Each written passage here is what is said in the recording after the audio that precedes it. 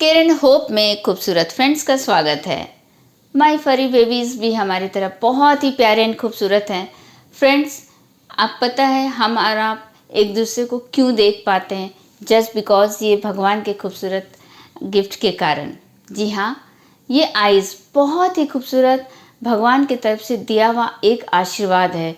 इसमें जो रोशनी है ना, अगर ना हो तो उसके बिना हम बिल्कुल भी अधूरे हैं। बस आज का हमारा टॉपिक है आइज़ के ऊपर कुछ डिस्कस करना। फ्रेंड्स, आप सभी ये जानना चाहते हैं ना कि हमारे बेबीज़ में आइज़ प्रॉब्लम क्यों होते हैं, राइट? तो चलिए आगे हम बढ़ते हैं। आई प्रॉब्लम जो है ना, कई एक कारण से हो सकते हैं। समटाइम्स आइज़ में एलर्जीज़ होते हैं, जो आप रेडीनेस देखते हैं हमारे फरी बेबीज़ में। कभी कभी चोट लगने की वजह से हो जाते हैं। हमारे बच्चे बेड से कभी नीचे गिर जाते हैं, उसके कारण भी उन्हें आई साइट प्रॉब्लम होते हैं।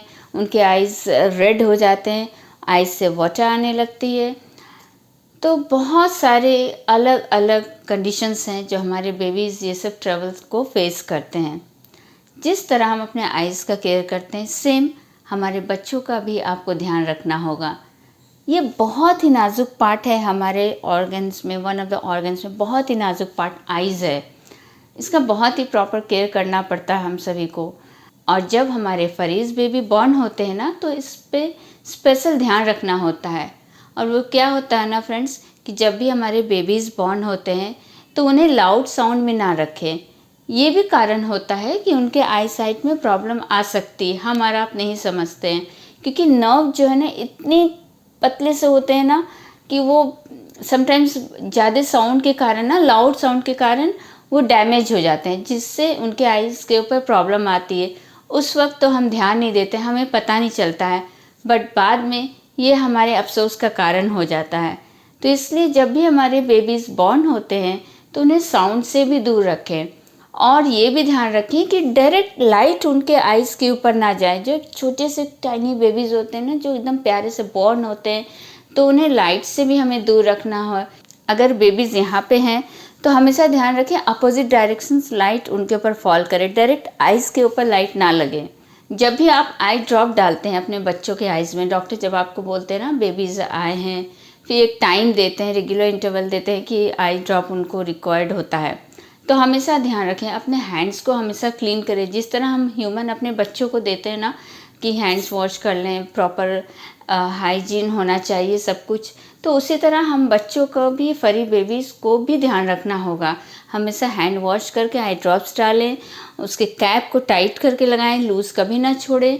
एंड फ्रेंड्स, एक बहुत ज़रूरी बात यह है कि ना, जब भी आई ड्रॉप डालें हमेशा उसको टाइट से बंद कर दें एंड उसमें डेट मेंशन कर दें। हमेशा आप देखते होंगे आई ड्रॉप के ऊपर एक लिमिटेड डेट्स रहते हैं, कब वो एक्सपायर करते हैं खुलने के बाद। ये चीज़ हमेशा अपने माइंड में सेट रखें और उसके ऊपर पेन से आप लिख दें, जिससे कि हम गलती ना कर बैठें कि वो एक्सपायरी हो गया तो हम अपने बच्चों को कंटिन्यू वो मेडिसिन दे रहे हैं। तो प्लीज़ ये सब छोटे छोटे चीज़ों का हमें बहुत ध्यान रखना होता है। दूसरी बात है, अपने बेबीज़ को जब बॉर्न बेबीज़ होते हैं या फिर हमारे जो काफ़ी एजिड फरी बेबीज़ होते हैं, उन्हें पॉल्यूशन से थोड़ा दूर रखें। क्योंकि जो डस्ट पार्टिकल्स होते हैं ना, तो ये रेटिना पे फॉल होके वो रेटिना को काफ़ी डैमेज कर देते हैं। वो नर्व को अंदर छोटी छोटी वेन्स होते हैं ना, वो डैमेज होते हैं, उनके सेल्स डैमेज हो जाते हैं, हमें पता नहीं चलता है। हमारे बेबीज़ के आइज़ रेड हो जाते हैं। तो अगर ये सब सिम्टम्स आपके बेबीज़ में दिखे तो आप प्लीज़ अपने डॉक्टर को कंसल्ट करें एंड उनको आइज़ वॉश कभी ना कराएं। अगर आपके डॉक्टर बोलते हैं तभी आप उन्हें आइज़ वॉश कराएं या वाटर उनके ऊपर डालें, अपने मन से कभी नहीं डालें। ये भी एक बहुत ज़रूरी बात है। कभी कभी ऐसा होता है ना कि आइज़ में एलर्जीज़ हो जाते हैं, जिसे हम कंजक्टिवाइटिस भी बोलते हैं, वो हमारे पेट्स में भी पाए जाते हैं। तो ऐसे चीज़ों का आप इग्नोर मत करिए कि चलो वो आइज़ रेड है, ठंड लग गई होगी, या कुछ भी आप सोचते होंगे कि बच्चे खेल रहे हैं, या कोई आप जनरल सा रीज़न दे देंगे कि नहीं चलो ऐसी कोई बात नहीं है। बट आपको क्या पता कि वो अंदर अंदर हमारे बेबीज़ के आइज़ में कितनी जलन कर रहे हैं, कितने पेन हो रहे हैं हमारे बेबीज़ को। तो ये सब बात को बहुत ध्यान रखना होगा। आपको डॉक्टर से कंसल्ट करके उससे उसके इलाज शुरू करने पड़ेंगे। हमेशा ध्यान रखें, जब भी अपने बेबीज़ के आइज़ को देखते हैं रेडिश हो गए या उसके आइज़ से कुछ थिकनेस आ रहा, वाइट डिस्चार्ज आ रहे हैं आइज़ में, तो आप तुरंत जितनी जल्दी हो अपने डॉक्टर के पास लेकर जाए। कुछ फ्रेंड्स जानना चाहते हैं कि हमारे बेबीज़ जो हैं क्या कलर देख सकते हैं या नहीं। ये बहुत ही अच्छा क्वेश्चंस था हमारे फ्रेंड्स के थ्रू। जी हाँ, हमारे बेबीज़ कलर्स तो देख ही सकते हैं, बट ओनली 2 कलर्स। क्या है? Yellow and blue.